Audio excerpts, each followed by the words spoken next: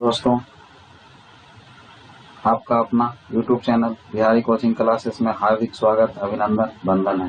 दोस्तों, मैं आज आप लोगों को ये कहना चाह रहा हूँ कि सभी छात्र जो कि बाहर रहकर पढ़ाई कर रहे हैं, उनको बिल्कुल घर पे दिमाग लगाकर सही ढंग से पढ़ाई करना बहुत ज़रूरी है, क्योंकि बहुत सारे छात्रों के गार्जियन ऐसे हैं जो या तो किसान हैं, या तो मजदूर हैं, या तो गरीब हैं, या तो रिक्शा चालक हैं। बहुत कंडीशन खराब वाले भी हैं जो किसी तरह से खून पसीना एक कर और अपने बच्चों को पढ़ाई करवा रहे हैं। कहीं से भी पैसा वो कितने कुछ भी करके और बच्चों को पैसा की कमी नहीं होने दे रहे हैं, पढ़ाई में कोई कमी नहीं आने दे रहे हैं, ताकि मेरा बच्चा पढ़कर सही स्थान ग्रहण कर ले, ताकि मेरा परिवार का कंडीशन सुधर जाए। क्योंकि आज परिवार का सोच यही होता है कि आज जो हम जिस कंडीशन से गुजर रहे हैं, यदि मैं मेहनत करता हूं तो जो मेरा आगे आने वाला पीढ़ी होगा वो सुधर जाएगा, उनको कोई समस्या नहीं होगा। लेकिन दोस्तों, मैं आप लोगों को बताना चाहता हूं कि सभी छात्र, इसमें कुछ छात्र तो ऐसे हैं जो कि अपने गार्जियन के महत्व को समझ रहे हैं, वैल्यू को समझ रहे हैं और वो उनके कहे रास्ते पे चल रहे हैं। बिल्कुल जैसे गार्जियन उनके खून पसीना एक कर रहे हैं, वैसे उनके बच्चे भी बाहर रह कर यदि पढ़ रहे हैं तो बिल्कुल खून पसीना एक करके रेगुलर पढ़ाई कर रहे हैं और नौकरी पा लेते हैं। लेकिन कुछ बच्चे ऐसे हैं जो अपने गार्जियन के कहे के अनुसार नहीं चलते हैं। गार्जियन कहाँ से पैसा ला रहा है, कैसे ला रहा है, उनको ये चीज की महसूस नहीं होती है और गार्जियन पैसा देते जाते हैं खून पसीना एक करके, और बच्चे कहीं कॉलेज जाकर बदमाशी कर रहे हैं तो कहीं कुछ कर रहे हैं। और फिर उस बच्चों को मैं एक हिदायत दे देना चाहता हूँ कि बाद में आपको इतना परेशानी होगा कि कोई नहीं देखने वाला मिलेगा। आज जो आपको बिगाड़ रहा है, कल के दिन वही आपसे हंसेगा और आपको बिल्कुल गलत रास्ता पकड़वा कर आपका जिंदगी खराब कर देगा। तो दोस्तों, मेरा आपसे ये आग्रह है कि बिल्कुल आज के बाद आप सुधर जाएं और अपने गार्जियन की कंडीशन देखें, किस कंडीशन में कैसे खून पसीना एक कर और आपके लिए पैसा कहाँ से बुला रहे हैं। इस चीज को, इस महत्व को आप समझें और वो जितना मेहनत कर रहे हैं, जितना खून पसीना बहा रहे हैं, उससे दुगना खून पसीना बहाकर आप तैयारी करें और अपनी जिंदगी सुधारें। क्योंकि किसी भी छात्र के गार्जियन ये नहीं चाहता है कि मेरा बच्चा कोई गलत रास्ता पकड़े और गलत रास्ता पर जाए। ऐसा कोई नहीं सोचता है। चाहे कितना गरीब से गरीब गार्जियन हो, सब यही चाहता है कि मेरे बच्चों को कोई प्रॉब्लम नहीं आना चाहिए। भले मैं खून पसीना एक कर रहा हूँ, किसी तरह से पैसा मैं इंतजाम कर रहा हूँ, लेकिन बच्चों की कोई समस्या नहीं आना चाहिए। लेकिन ये बात बच्चे नहीं समझ पाते हैं। जो बच्चे समझ नहीं पाते हैं वो मेरे आज कहे गए कथन पर ध्यान दें और आज के बाद सुधर जाएं। बिल्कुल ये जिंदगी की सवाल है। ठीक है दोस्तों, तो इसके साथ मैं जो कथन बोल रहा हूँ आपको उस पर ध्यान दें और आज के बाद बिल्कुल अपने गार्जियन के खून पसीना या तो जो भी कर रहे हैं, ठीक है, कहाँ से पैसा आ रहा है उस पर ध्यान देकर और बिल्कुल आज से कठिन परिश्रम करना स्टार्ट कर दें। बाकी मैं आपके साथ खड़ा हूँ। अपने YouTube चैनल के साथ जुड़ जाएं और सभी सब्जेक्ट का संपूर्ण तैयारी करें। चलिए दोस्तों, आज हम लोग 27 जुलाई का VVI करंट अफेयर्स के पहले प्रश्न से शुरुआत करते हैं, जो कि सभी प्रतियोगी परीक्षाओं के लिए अति महत्वपूर्ण प्रश्न है। पहला क्वेश्चन, किस भारतीय सार्वजनिक क्षेत्र के बैंक ने इंस्टा क्लिक बचत खाता लॉन्च किया है? 4 ऑप्शन दिए गए हैं। बैंक ऑफ बड़ौदा, दूसरा ऑप्शन है स्टेट बैंक ऑफ इंडिया, तीसरा ऑप्शन है पंजाब नेशनल बैंक और चौथा ऑप्शन है सेंट्रल बैंक ऑफ इंडिया। दोस्तों, बैंक ऑफ बड़ौदा की स्थापना 20 जुलाई 1908 को हुआ था। SBI की स्थापना 1 जुलाई 1955 को हुआ था। PNB की स्थापना 1894 को हुआ था और सेंट्रल बैंक ऑफ इंडिया की स्थापना 21 दिसंबर 1911 को हुआ था। इसमें जो आपका सही जवाब है option A, bank of Baroda है। दोस्तों, चलिए इससे कुछ मुख्य बिंदु देख लेते हैं हम लोग। यह पूरी तरह से पेपरलेस डिजिटल ऑनलाइन बचत खाता है। कौन सा खाता? तो इंस्टा क्लिक खाता। स्थापना बैंक ऑफ बड़ौदा का हुआ था 20 जुलाई 1908 को। बैंक ऑफ बड़ौदा के नए MD मैनेजिंग डायरेक्टर एवं CEO का फुल फॉर्म होता है चीफ एग्जीक्यूटिव ऑफिसर, यह है संजीव चड्डा जी। दोस्तों, आगे MD को हिंदी में हम लोग बोलते हैं प्रबंध निदेशक, इंग्लिश में बोलते हैं मैनेजिंग डायरेक्टर। सीईओ को हम हिंदी में बोलते हैं मुख्य कार्यकारी अधिकारी और इंग्लिश में बोलते हैं चीफ एग्जीक्यूटिव ऑफिसर। दोस्तों, यह भारत के तीसरे सबसे बड़े सार्वजनिक क्षेत्र का बैंक है और सबसे पहला जो सार्वजनिक क्षेत्र का सबसे बड़ा बैंक है वो है एसबीआई और दूसरा है पीएनबी और तीसरा आपको आते हैं बैंक ऑफ बड़ौदा। चलिए क्वेश्चन नंबर 2 की ओर बढ़ते हैं हम लोग। किस भारतीय मूल की नर्स को कोविड-19 सेवाओं के लिए सिंगापुर के राष्ट्रपति पुरस्कार से सम्मानित किया गया है? पहला ऑप्शन कला नारायण स्वामी, दूसरा दीपिका साहू, तीसरा सोहना चटर्जी और चौथा मीना मुखर्जी। इसमें आपका सही जवाब कला नारायण स्वामी जी है। चलिए तीसरा क्वेश्चन देखते हैं। किस भारतीय वैक्सीन निर्माता द्वारा ऑक्सफोर्ड यूनिवर्सिटी एस्ट्राजेनेका द्वारा विकसित कोविड-19 वैक्सीन कैंडिडेट का परीक्षण शुरू किया जाएगा? वो 4 इंडियन फार्मा कंपनी है, जिसमें से कौन सा फार्मा कंपनी है जो इंग्लैंड के ऑक्सफोर्ड यूनिवर्सिटी एस्ट्राजेनेका के साथ मिलकर वैक्सीन का परीक्षण शुरू कर दिया है? तो सबसे पहला option Toronto pharma institute of India, दूसरा ऑप्शन कैडिला फार्मास्यूटिकल लिमिटेड, तीसरा सीरम इंस्टीट्यूट ऑफ इंडिया और चौथा ग्लेनमार्क, जिसमें आपका सही जवाब तीसरा सीरम इंस्टीट्यूट ऑफ इंडिया है। दोस्तों क्वेश्चन नंबर 4 की ओर हम लोग बढ़ते हैं। जलवायु परिवर्तन के लिए आवाज उठाने वाली ग्रेटा थनबर्ग को किस अवार्ड से सम्मानित किया गया है? ग्रेटा थनबर्ग पर्यावरण और जलवायु कार्यकर्ता हैं, ये स्वीडन के हैं। तो इनको कौन सी पुरस्कार दिया गया है? तो पहला ऑप्शन है गुलबेकियन पुरस्कार, दूसरा ऑप्शन रेमन मैग्सेसे पुरस्कार, तीसरा ऑप्शन सियोल शांति पुरस्कार और चौथा option earth of the year, जिसमें आपका सही जवाब गुलबेकियन पुरस्कार है। चलिए दोस्तों आगे हम लोग बढ़ते हैं। ग्रेटा थनबर्ग का जन्म 3 जनवरी 2003 को हुआ था। आगे यह स्वीडन की एक कार्यकर्ता, पर्यावरण कार्यकर्ता के साथ में जलवायु भी कार्यकर्ता है।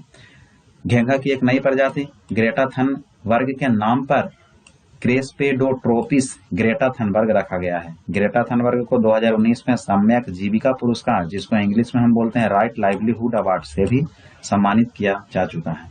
दोस्तों क्वेश्चन नंबर 5 की ओर बढ़ते हैं हम लोग। क्वेश्चन नंबर 5 है, सुमित देव को किस संगठन के अध्यक्ष और प्रबंध निदेशक सीएमडी के रूप में नियुक्त किया गया है? सीएमडी का फुल फॉर्म मैं आपको बता देना चाहता हूं। The chairman and managing director होता है। तो इसका 4 ऑप्शन देख लेते हैं। पहला ऑप्शन है कोल इंडिया लिमिटेड, दूसरा ऑप्शन भारत संचार निगम लिमिटेड, तीसरा ऑप्शन है राष्ट्रीय खनिज विकास निगम और चौथा option sell steel authority of India, जिसमें दोस्तों कोल इंडिया की स्थापना 1 नवंबर 1975 को हुआ था। भारत संचार निगम लिमिटेड बीएसएनएल की स्थापना हुआ था 15 सितंबर 2000 को। और राष्ट्रीय खनिज विकास निगम, जिसको हम बोलते हैं एनएमडीसी, थोड़ा सा निगम में मिस्टेक हो गया है, घबराए नहीं, तो एनएमडीसी की स्थापना 1958 में हुआ है। सेल, जिसको हम स्टील अथॉरिटी ऑफ इंडिया बोलते हैं, उसकी स्थापना 19 जनवरी 1954 को हुआ है। अब देखिए इनसे संबंधित मुख्य बिंदु हम लोग देख लेते हैं। सुमित देव जी का कार्यकाल 2023 तक चलेगा और अभी वर्तमान में जो 31 जुलाई तक आपका कार्यभार ग्रहण किए हुए हैं उनका नाम है एन बेजेंद्र, जो 31 जुलाई को सेवानिवृत्त हो जाएंगे। उसके बाद फिर आपका सुमित देव जी का कार्यकाल 2023 तक चलेगा। एनएमडीसी की स्थापना वर्ष 15 नवंबर 1958 को हुआ था। चलिए क्वेश्चन नंबर 6 देख लेते हैं। भारत ने किस देश के साथ इमरजेंसी मेडिकल सर्विसेज की स्थापना के लिए समझौता किया है? पहला ऑप्शन रूस, दूसरा अमेरिका, तीसरा मालदीव और चौथा ऑप्शन है जापान, जिसमें आपका सही जवाब ऑप्शन सी मालदीव है। चलिए इससे संबंधित मुख्य बिंदु देखते हैं। मालदीव की राजधानी माले है, मुद्रा का नाम है मालदीव रुपया और वहां के वर्तमान में राष्ट्रपति हैं इब्राहिम मोहम्मद सोलिह। क्वेश्चन नंबर 7 की ओर बढ़ते हैं। किस वैश्विक संगठन ने भारत में युवा इंडिया नाम का गठबंधन शुरू किया है? 4 संगठन का नाम दिया गया है, रेड क्रॉस, यूनिसेफ, WHO और यूनेस्को, जिसका सही जवाब आपका ऑप्शन नंबर बी यूनिसेफ है। दोस्तों मैं आपको ये बताना चाहता हूँ, रेड क्रॉस की स्थापना 1863 में मुख्यालय जेनेवा में है, जो कि स्विट्जरलैंड में आता है। यूनिसेफ की स्थापना 11 दिसंबर 1946 को हुआ है, जिनका मुख्यालय संयुक्त राज्य अमेरिका के न्यूयॉर्क में स्थित है। WHO वर्ल्ड हेल्थ ऑर्गेनाइजेशन 7 अप्रैल 1948 में इनका स्थापना हुआ है, मुख्यालय जेनेवा में है। यूनेस्को की स्थापना 16 नवंबर 1945 को हुआ था, लंदन में है, यूके यूनाइटेड किंगडम में है। चलिए इससे संबंधित मुख्य बिंदु देखते हैं। यूनिसेफ की स्थापना 11 दिसंबर 1946 को हुआ है। 11 दिसंबर को यूनिसेफ दिवस भी मनाया जाता है। मुख्यालय न्यूयॉर्क में है, संयुक्त राज्य अमेरिका में पड़ता है। वर्तमान में जो यूनिसेफ के अध्यक्ष हैं उनका नाम है तोरे हेट्रेम, जो कि बहुत इंपॉर्टेंट क्वेश्चन है। चलिए, यह संस्था विश्व भर में बच्चों की शिक्षा, स्वास्थ्य तथा कल्याण के लिए कार्य करती है। बिल्कुल आप ये चीज ध्यान रखिएगा, यूनिसेफ जो है वो किसके लिए कार्य करती है? यूनिसेफ संस्था है वो बच्चों की शिक्षा, स्वास्थ्य और कल्याण के लिए कार्य करती है। क्वेश्चन नंबर 8 की ओर बढ़ते हैं।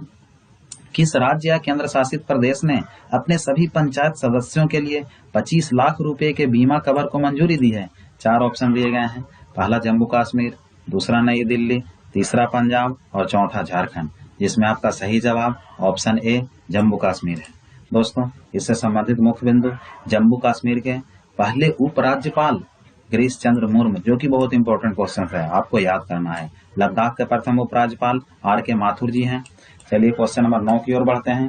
भारतीय नौसेना ने किस देश के साथ तय सेक्स मार्ग अभ्यास शुरू किया है? 4 ऑप्शन दिए गए हैं। पहला अमेरिका, दूसरा जापान, तीसरा रूस और चौथा ताइवान, जिसमें आपका सही जवाब ऑप्शन ए अमेरिका है। चलिए क्वेश्चन नंबर 10। रक्षा मंत्रालय ने भारतीय सेना के लिए खाद्यान्न की खरीद के लिए किस कंपनी के साथ अनुबंध किया है? 4 ऑप्शन। पहला भारत अर्थ मोवर लिमिटेड, BEML हम लोग बोलते हैं। दूसरा है कोल इंडिया लिमिटेड। तीसरा है भारतीय खाद्य निगम लिमिटेड और चौथा है तेल एवं प्राकृतिक गैस निगम लिमिटेड, जिसको हम ONGC बोलते हैं। दोस्तों, भारत अर्थ मोवर लिमिटेड जो है, जिसको हम लोग बोलते हैं BEML बोलते हैं हम लोग, ठीक है। चलिए, तो BEML की स्थापना 1964 में हुआ था। कोल इंडिया लिमिटेड की स्थापना 1 नवंबर 1975 को हुआ था और भारतीय खाद्य निगम लिमिटेड की स्थापना 14 जनवरी 1965 को हुआ था। और तेल एवं प्राकृतिक गैस निगम लिमिटेड, जिसको हम ONGC बोलते हैं, उनकी स्थापना 14 अगस्त 1956 में हुआ था। तो आपका सही जवाब है भारत अर्थ मूवर्स लिमिटेड, BEML। दोस्तों, आप लोगों को मैंने कल के करंट अफेयर्स में कुछ करने को कहा था कि हम लोगों को प्रतिदिन के करंट अफेयर्स का नोट्स बनाते चलना है और प्रत्येक दिन नोट्स कॉपी को कम से कम एक बार तो जरूर पढ़ना है। इसके बाद किसी भी परीक्षा में आप करंट अफेयर्स के एक भी प्रश्न नहीं छोड़ पाएंगे। बाकी और सब्जेक्ट को मजबूत करने के लिए आपके अपने यूट्यूब चैनल के साथ जुड़े रहें और सभी विषय की बिल्कुल सटीक और महत्वपूर्ण प्रश्न को शॉर्ट ट्रिक मेथड से हल कराया जा रहा है, जिसका लिंक आपको डिस्क्रिप्शन बॉक्स में दिया जा चुका है। और सभी विषय के ऑलराउंडर खिलाड़ी बन जाएंगे आप, कहीं और आपको जाने की जरूरत नहीं पड़ेगी। ठीक है दोस्तों, मैंने आपको कल ये बोला था, 26 जुलाई के करंट अफेयर्स में ये बोला था कि 27 जुलाई से मैं आपको एक एक्स्ट्रा क्वेश्चन दूंगा, जिसका जवाब आपको कमेंट बॉक्स में कमेंट करके बताना है। और जो छात्र का जवाब सबसे पहले आएगा उनका नाम मैं जस्ट नेक्स्ट डे के करंट अफेयर्स में जिक्र करने वाला हूं। और जिनका जवाब थोड़ा लेट आए तो उनसे आप घबराएं नहीं। ये कोई जरूरी नहीं है कि जिनका पहला जवाब आएगा वही का बाद में जवाब आएगा वो बादशाह नहीं बनेंगे, ऐसा नहीं है। जवाब ज्यादा से ज्यादा शेयर करें, ये करना है आपको। और जैसे मैं एक क्वेश्चन आपको ढूंढने के लिए दूंगा, आप कहीं से भी ढूंढेंगे तो एक क्वेश्चन ढूंढने की वजह से आप 4 या 10 क्वेश्चन आपको याद होंगे और 10 क्वेश्चन की ओर आप बढ़ेंगे। ये यहाँ पे फायदा होगा एक क्वेश्चन देने से। ठीक है दोस्तों, आज का जो क्वेश्चन है, आपको जो होमवर्क दिया जा रहा है, जिसका जवाब देना है, वो है वर्तमान में रेलवे भर्ती बोर्ड के अध्यक्ष कौन है? बहुत साधारण, बहुत सिंपल और बहुत इंपॉर्टेंट क्वेश्चन। पहला ऑप्शन है SK सिन्हा, दूसरा ऑप्शन है DP शर्मा, तीसरा ऑप्शन है VK यादव और चौथा ऑप्शन है NK पांडे। ठीक है दोस्तों, अब अपने चैनल पसंद आए हो तो चैनल को सब्सक्राइब करें, सभी मीडिया प्लेटफॉर्म पर शेयर करना ना भूलें और बेल आइकन को दबाएं ताकि अपने वीडियो का अपडेट सबसे पहले आप तक पहुंच सके। ठीक है दोस्तों, जय हिंद, धन्यवाद।